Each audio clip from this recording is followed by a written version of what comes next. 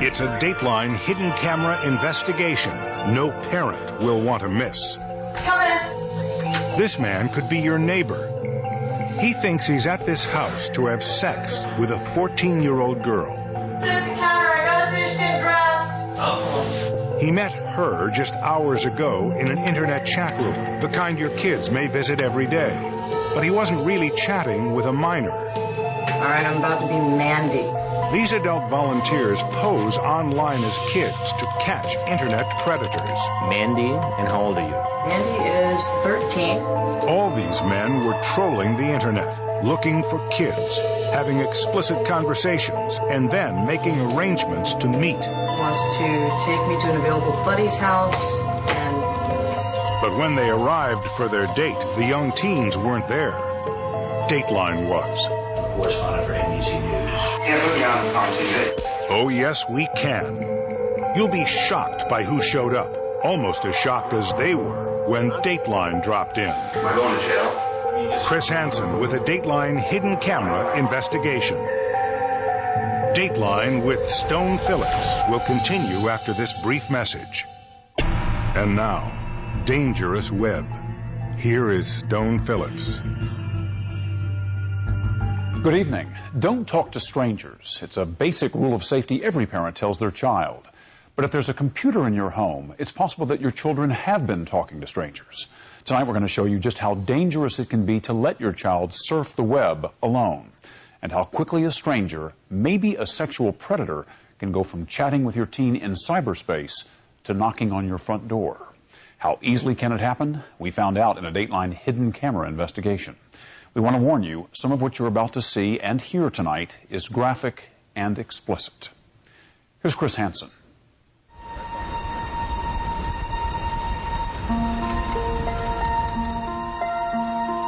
This is a house on an average street in an average town. It could be your town, but there's something very different about this place. The back door's unlocked. A major crime against a child is possibly being committed here. A crime that happens more often than you'd ever imagine.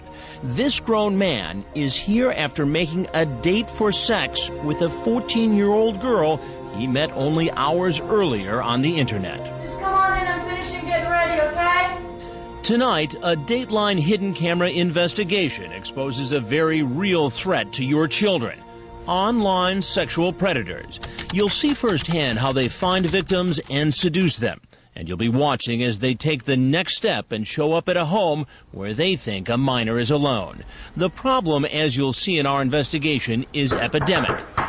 Just ask a group of middle school kids. Has anyone here been approached by a stranger in a chat room? These kids, ranging in age from 11 to 14, say it happens all the time. It's just disgusting stuff that they send to me just to try to get me into looking at disgusting websites. And many parents aren't as computer savvy as their children, making it tougher to protect kids from internet predators. The combination of their social naivete and our computer naivete is a dangerous combination. 1 in 5 children online in this country has been approached by adults looking for sex, according to a study funded by the National Center for Missing and Exploited Children. That large number doesn't surprise former FBI profiler and leading child sex crimes expert Ken Lanning. There seems to be a bottomless barrel of cases. You go out there, and no matter what you do, there just seems to be more and more of these individuals. Internet predators are very good at convincing you that they're your friend. Shelley Riling of Danbury, Connecticut, had no idea about the danger lurking online for her 13-year-old niece, Chrissy, an honor student, altar girl, and co-captain of her cheerleading team. In May 2002, Chrissy told her aunt she was going to the mall to meet a friend. Instead, she met up with a stranger she'd met online, a 24-year-old married man named Saul Dos Reis. Prosecutors charge he took her for a ride in his car, sexually abused her, and then strangled her. Dos Reis was convicted of first-degree manslaughter. When I opened up the door and I saw the minister, I knew. And I looked for Chrissy and she wasn't there, and I knew they were going to tell me that she had been killed. How do sexual predators find children like Chrissy on the internet? By going to a chat room like this one. scanning the profiles looking for a victim. Then they'll instant message that child. Very often they'll get a message back. Usually the chats start off friendly. Later they'll get sexual. And finally the predator will try to convince a child to meet in person.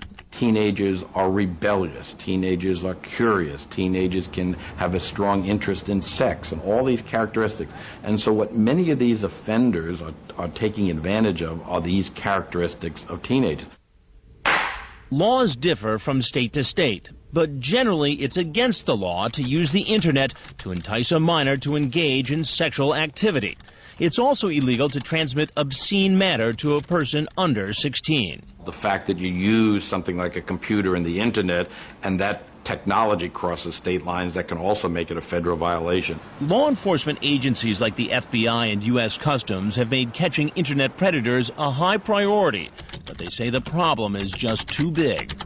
Enter a group called Perverted Justice, a kind of online vigilante organization whose mission is to do what it believes law enforcement doesn't always have the resources to do, make a full-time job of going after internet predators. And they do it by posing as kids online. This is what a 13-year-old girl looks like at Perverted Justice.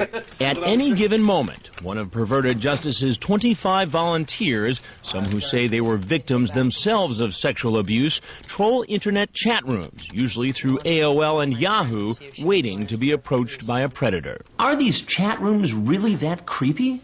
Oh, they're just loaded. Yeah. I mean, you know, half the times we have to close down some of the windows. There's so many guys hitting on us that'll crash our machines. While Perverted Justice has no authority to arrest the potential predators it identifies, it sometimes aids in the criminal prosecution of those men. But many in law enforcement strongly oppose any civilian group conducting sting operations. Nevertheless, Perverted Justice exposes these individuals by posting their picture, phone number, and a copy of their sexual chat on its website. As a result, the men's family, neighbors, and employers are often notified by website visitors. Why is this not entrapment? Well, it's not entrapment. First of all, we're not a legal entity. Secondly, we're sitting in a chat room. We're not starting anything. They're having a conversation with us of their own free will. Then, Perverted Justice volunteers will often engage in sexually explicit chats, coming on to a would-be predator to see if he'll take the bait. If you don't trust me, that's cool. It's one thing to chat online. The danger is far greater when it becomes person to person. So how many of these internet stalkers would actually make a date and show up to have sex with a teen? In other words, commit statutory rape. We decided to find out. More than a few sexual predators believe there's a minor waiting alone in this house, but they're in for a big surprise. We've got our hidden cameras rolling. So stick around and wait to see who knocks on our door. What sort of man shows up for a date with a 14-year-old girl? Just set the couch so I'll finish getting ready, okay? And what will happen when we confront him? Do you have children? Yes, I do. When our Dateline hidden camera investigation, Dangerous Web, continues. We now continue with Dangerous Web. It looks like we got another one added. To follow the trail of an internet predator prowling for children, from seduction in a chat room to a face-to-face meeting, you need three things. A realistic setting, someone proficient in the teen speak of the internet, and a way to record it all. This is real time. This is real time. This is happening right now. Save as. We rented this house in a middle-class neighborhood on a main street far from any school.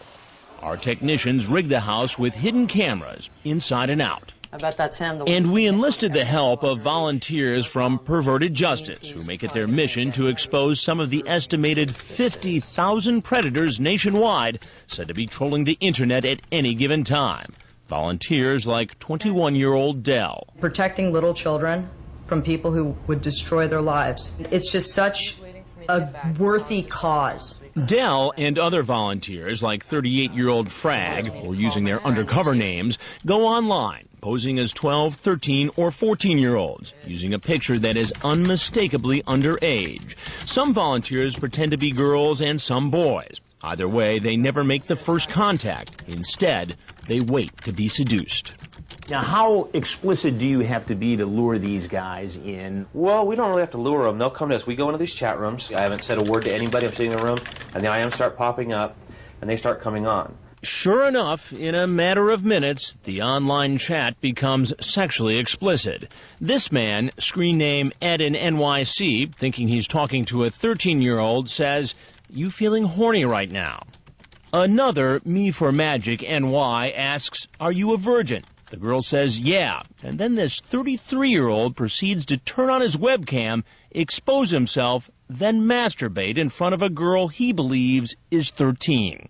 Right then and there, this man may have committed a federal crime by using the internet to transmit obscene matter to a person he believed to be underage. Other predators send pictures of themselves, then give their phone number, hoping for a call. Hey, is this John? Hey, it's Mandy.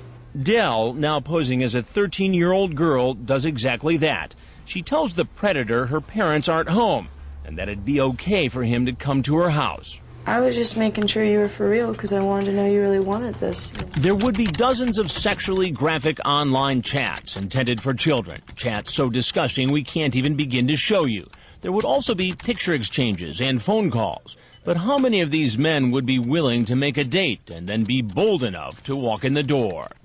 We didn't have to wait long to find out, and we caught it all on our hidden cameras. Meet 35-year-old Steve, known on the internet as SR8219. He's a married man with children. Just come on in and sit at the counter. I gotta finish getting dressed. Dell, posing as a 14-year-old, invites him in. And even though there really isn't a 14-year-old in the house, this man still may be committing a crime, according to sex crimes expert Ken Lanning. The federal law makes it pretty clear there doesn't have to be an actual child there. And as far as Steve is concerned, there's a real 14-year-old in this house. Just sit at the counter. I'll be right down, okay? As for why he's here, after we read you part of his online chat, it will be pretty clear. You on the pill? No. You wear condoms? If you want me to, but I'm sterile. Okay, then you don't have to wear a condom if you don't want to. But before we have sex, I want you to make me He then assaults the girl with chat about oral and anal sex and even asks a series of deeply personal questions like, when do you get your period? And another offensive question about her personal hygiene. Law enforcement has a name for this kind of guy. A potentially dangerous predator who goes from a chat room to a real-life meeting intent on an encounter with a child. They're called travelers. He starts to communicate online, and then he is going to travel to where the child is, or he's going to try to get the child to travel to where he is, also they can engage in actual sexual activity with the child. But today, Steve won't have a chance for sex with a 14-year-old. Instead, he'll be meeting me. He seems to think I'm a police officer. I haven't told him yet I'm a television reporter, and at this point, he has no idea he's being videotaped. I knew. You knew what? Exactly what was going on. Just take your hands out of your pockets, will you? No, you don't have to put them up. No problem. I knew what was going on. I'm not stupid. It's pretty clear that Steve thinks he was caught up in a police sting. He says he was just coming over to check it out. So you were obviously suspicious in the beginning. Of course I am. I'm always suspicious. Always? Do you do this a lot? No, this is the first time I've actually did show up to see what was going on. And you expect me to believe that? Yes, I do. Do you have children? Yes, I do. And how would you feel if one of your children was 13 or 14 years old, that child was home alone, chatting with somebody on the internet who ultimately came over with no parent at home? How would you feel about that as a parent? I'd be pretty pissed off. Right. You'll hear more from Steve later. Right now, there's another man walking down our driveway. He's the one who turned on his webcam to put on a little sex show. Now he's in our kitchen. He's 33-year-old Musti, Me for Magic, New York, and he's expecting to hook up with a 13-year-old virgin. Just sit down at the counter for a minute and I'll be down in a second. Just hours earlier, after exposing himself online, he tells the girl he wants oral sex before he takes her virginity. And if that's not disgusting enough, he continues to titillate himself by asking intimate questions, like the size of her breasts, and other questions too disturbing for us to mention. So you talk this way to all your friends on the internet? Yes. About all these sex acts and in this graphic way? Yes, and everybody talking like that. And they have a web site over there too. So this is just a game to you? Yes, it's a just game. But is it a game when you send an obscene video? Now, it sounds like you exposed yourself on a webcam. But I'm telling you... Did you or did you not? I have a webcam too, and the other people have a webcam too, and we're playing. You're playing? We see each other and we're playing. Yeah, what game were you playing on the webcam? It's up to you, I don't know. Our undercover operation has only been up and running for 2 hours, and already 2 men who chatted graphically about sex online and then made a date have come into the house looking for a young girl home alone. Watch our hidden cameras. You're about to see a lot more. This 30-year-old man, screen name Dark Hero, showed up expecting a date with a 13-year-old girl. It turns out he has a history of mental illness with possible suicidal tendencies. So we've disguised his identity but included him in our report to illustrate how there's no telling what kind of unstable character might show up for a meeting with a minor. Listen as we read a little of what he said online to her just hours earlier. I want to be your master so badly. I've only been with one guy. That's okay. I'll tell you exactly what to do. You'll be fine. Are you going to pose nude for me, sweetheart? Maybe if you're really good. Just sit down at the counter. I want to finish getting dressed, okay? Sit down where? At the counter. Okay, where the light is? Yeah. Okay. But instead of meeting his fantasy girl, I walk in. You thought it was a good idea to come visit a 13-year-old girl for what reason? Just to hang out. Just a lonely guy, you know? I don't mean anybody any harm. Have you ever done this before? No. You'll hear much more from Dark Hero later. So what kind of man seduces a minor and then shows up in person? Former FBI profiler Lanning says it's a man who can't control himself. Once these fantasies become fueled by the discussions with the child, then in a sense the hook is in. This individual then is committed to this and then is drawn to trying to turn these fantasies that they've spent so much time into a reality. Our little house in the suburbs has become the destination for a parade of potential predators. In the first 8 hours of our investigation, 8 men show up, one after the other, from early afternoon into the evening, none of them realizing their every move is being recorded. Each man made a date on the internet and believes a minor is home alone and open to the idea of sex. Remember this man, screen name Ed in NYC? He's 34-year-old Eddie, and when he shows up at the house, he tries something none of the others did. Before he'll come into the kitchen, he comes up with a scheme to insulate himself from possible criminal charges, and he tries to get the girl to play along. Okay, listen, just say something to me. What do you want me to say? I say, Rachel, you're 19 years old, right? I'm not, though. You know I'm not. I don't know that. I told you I was 14. You saw it, you typed back to me. What are you talking about? No. Not as far as I know. As far as I know, you're 19 years old, right? But Rachel? Can you read between the lines? When I walk in, Eddie admits he was trying not to incriminate himself. My intentions are not anything, so I just want to protect myself, that's all. But she told you on the internet she was 14. 19, she wrong after that. Oh, really? Yeah, that's what on the internet? Yes. You want to stick with that story? That's what I thought she wrote. You want to see the transcript? I'm sure you have it. The fact that Eddie is so cunning doesn't surprise law enforcement experts. Not only are they not stupid, but they're probably above average intelligent. They can be a wide variety of individuals, but a lot of them are well-educated individuals. We'll get back to Eddie later. There are more men on the way. The second day of our investigation turns out to be just as busy as the first. 8 hours, 8 men. Some come looking not for girls, but for boys. This is 35-year-old Craig, screen name 34 going on 17. He's here to meet a 14-year-old boy. Am I going to jail? You're not going to jail. I know, it was, as you can tell, it wasn't something I really, I was just going to hang out. I really wasn't going to do anything, to be honest with you. We talked, I know I said things on there, but I've never done anything like that, and I was just bored. He sure didn't seem bored earlier online when he tried to coax a teenager into the shower. No, shower with me. I think I got to shower, me too, so let's shower together. I know. You know what I said. How do you understand, though? I mean, if you're the parent of a kid. It's completely wrong. I know it is. Even just to even talk like that. I know. Believe me, I know that this is stupid. So many men start showing up for the dates they made online, a kind of traffic jam develops. This guy heads to the back door, looks inside, sees another man is already there, and decides to make a run for it. But 20-year-old Esteban, known online as Skatey Pie, walks right into the kitchen and waits, although not for long.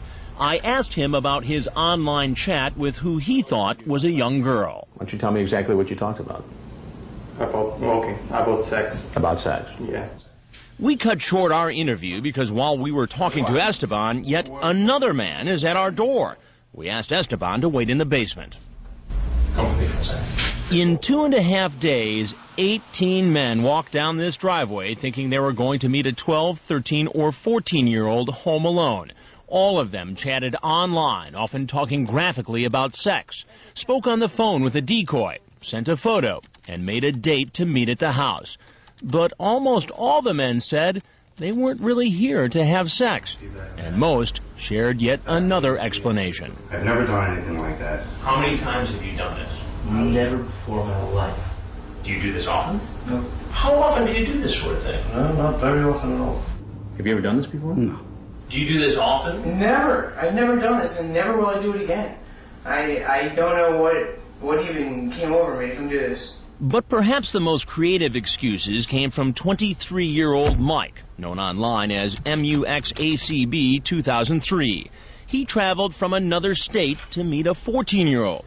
At first, Mike says he's at the wrong address. This isn't 554? Yeah, no, this is not 554.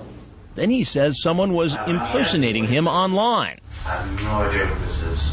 Either way, he says it's all a big mix-up. Explain to me exactly how you ended up here. I mean, you just walked up the sidewalk and walked into this house because what? You thought it looked like a nice house? Yeah. Yeah. Do you understand why that story doesn't make sense? After a few minutes, Mike decides to come clean. Because I wasn't thinking. You weren't thinking? No. So all that stuff you told me earlier is a lie? Yes. You want to tell me the truth now? Yes. What happened? He admits he came here hoping for sex with a 14-year-old. Did you bring condoms today? You did? Yeah. So what does that say about your intent? It was wrong. It was stupid. I was immature. Remember, so far, these men don't realize they're being videotaped, much less that they'll turn up on Dateline. I am a correspondent for Dateline NBC. But they're about to find out. You can't put me on TV. Yes, we can. This guy, too. He's a New York City fireman, also caught on the web. The reality is this. You had a conversation with somebody who said they were 14 years old. It was a very explicit conversation. You got in your car and you drove by the house where she said she was home alone with no parents. Right. When our Dateline hidden camera investigation, Dangerous Web, continues. We now return to Dangerous Web. Here again is Stone Phillips. Returning to our story, you've seen how 18 men, after trolling through chat rooms looking for young teenagers, showed up for what they thought was going to be a date with a minor. They're about to find out their date is with Dateline. A reminder, some of what you're about to see and hear is graphic and explicit. Here again, Chris Hansen. Just come in and sit at the counter. In 2.5 days, most of these men likely broke state and federal laws by coming to this house to sexually violate a 12, 13, or 14-year-old. What's going on? Nothing much. Yeah. Some talked probably because they thought I was with law enforcement, although I never pretended to be a cop. Well, you want to tell me why you really came over? I really wanted to just take him to the movies. In fact, but none had any idea our hidden cameras were going to expose them before a national audience. When we told them, most headed for the door, like Steve, the married man with children. I'm Chris Hansen of Dateline NBC, and we're doing a story on grown-ups. Okay. On the internet. Go ahead. I am leaving. All right, because, go ahead. You know, and you don't have my permission to put me on tape either. I'm Chris Hansen with Dateline NBC, and we're doing a story. You can't put me on TV. But some wanted a chance to try to explain themselves. Remember 34-year-old Eddie? He was the one who thought he'd found a way to cover himself legally. So I was like, you're 19 years old, right?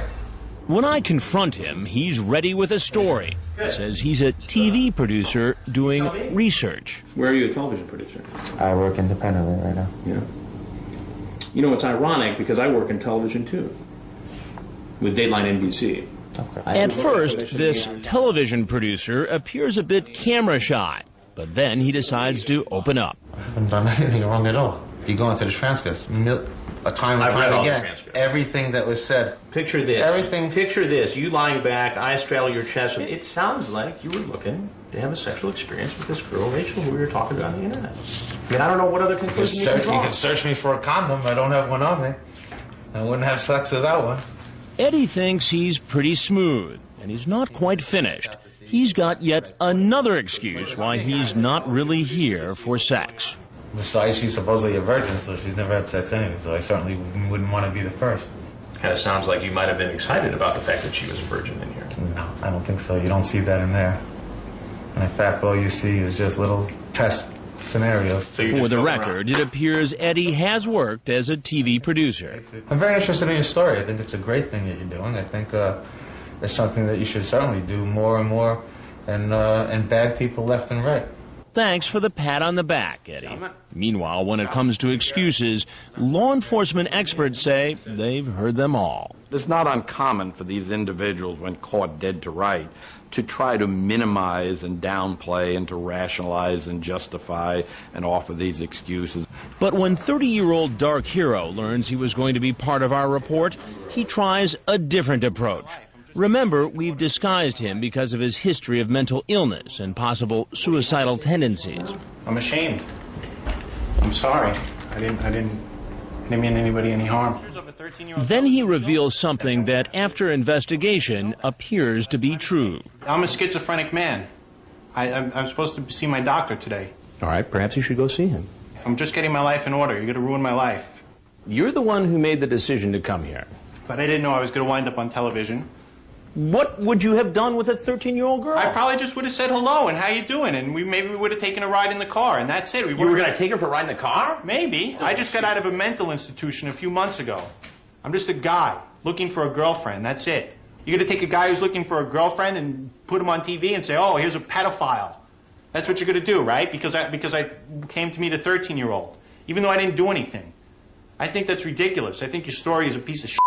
It turns out Dark Hero has a long history of mental illness, and he has a history with law enforcement. In fact, his former girlfriend was granted an order of protection against him, an order which he violated. He later pleaded guilty to second-degree harassment and criminal contempt. Yet here he is, able to chat online, make a date, and show up for a possible sexual encounter with a 13-year-old. While virtually every man who made a date to commit statutory rape showed up at our house, there was another who never made it in the door, although he came awfully close. He's a man in a position of trust. 24-year-old Ryan Hogan, screen name Ryan4686, a New York City firefighter. Want to call me? He wants to talk. After spending hours engaged in an obscene chat, sometimes from the firehouse, he makes a plan to come over to have sex with our 14-year-old. But as he drives by the house, he phones. He's having second thoughts and cancels, telling our decoy she's too young. He went back to saying there was immoral and illegal and everything else.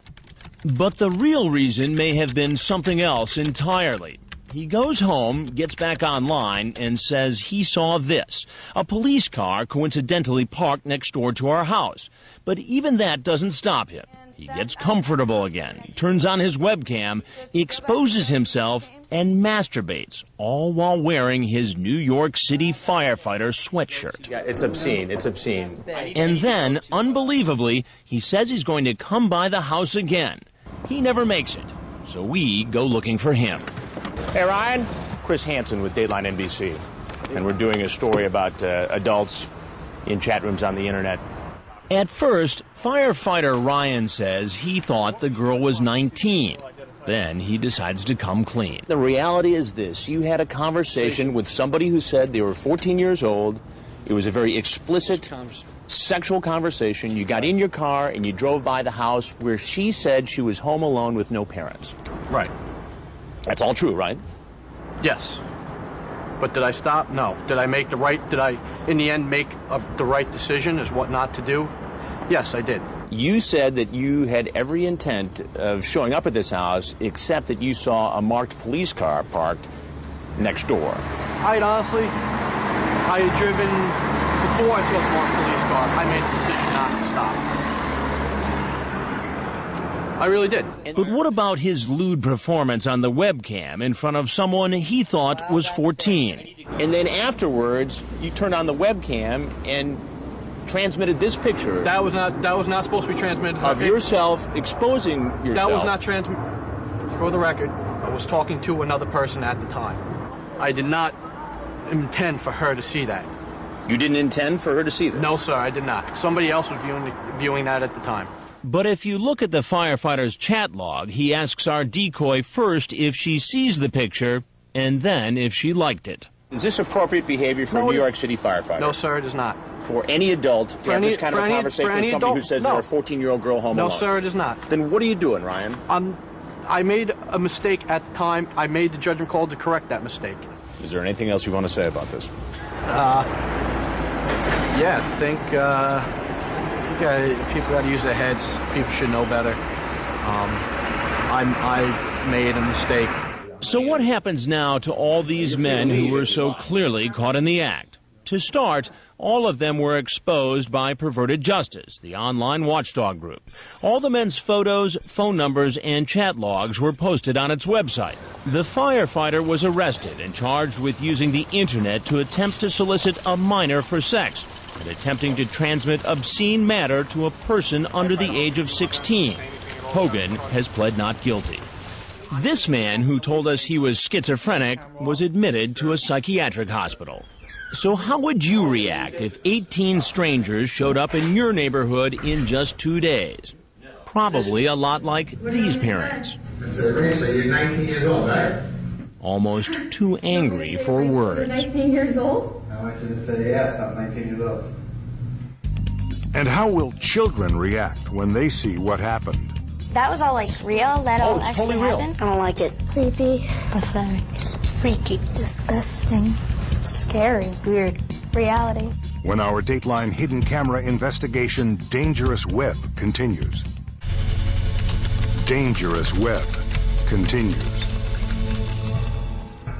We assembled a group of parents who live just a matter of miles from our hidden camera house. They all told me they were aware that computer predators are out there, but none was prepared to see what happened in their own backyard. Personally, I'm totally shocked that many people responded, which just shows me that it's not something rare. It's not the 1 in a million guy out there. They're all over. They're all over, and yet there is nothing to make them stand out in a crowd. Everyday members of the community. What frightens me more is that these guys are guys you might know in your life. That might be your neighbors, or you might socialize with these men and not know it. Do you think that anything like this could happen to any of your children? I do. Yeah. I do. They're out there. I do, because they're very inventive. So inventive that kids might not even sense there's danger. It's scary because I think sometimes kids think that, it's all a game and they're just, playing along, and then they don't realize how all of a sudden it becomes somebody at your back door. I think it's very easy for children to give out information unwittingly. But if seeing what these men did wasn't frightening enough for these parents, hearing what these middle school kids tell me they experience online may be more shocking. Has anyone here had a stranger say anything you felt uncomfortable about, that was inappropriate? Has anyone ever tried to lure you into going to an inappropriate website? Yeah, they give you the link and say, come here to view my naked pictures. And like most kids, they don't always tell their parents. How many of you, after having been approached or having a scary experience in a chat room, have gone to their parents right away to tell them what happened? Nobody? Why not? Because we're scared of what they'll say. Like, if we'll get in trouble or yell at me or ground me from not going online ever again. There is a disconnect between parents and children here. There's a huge disconnect.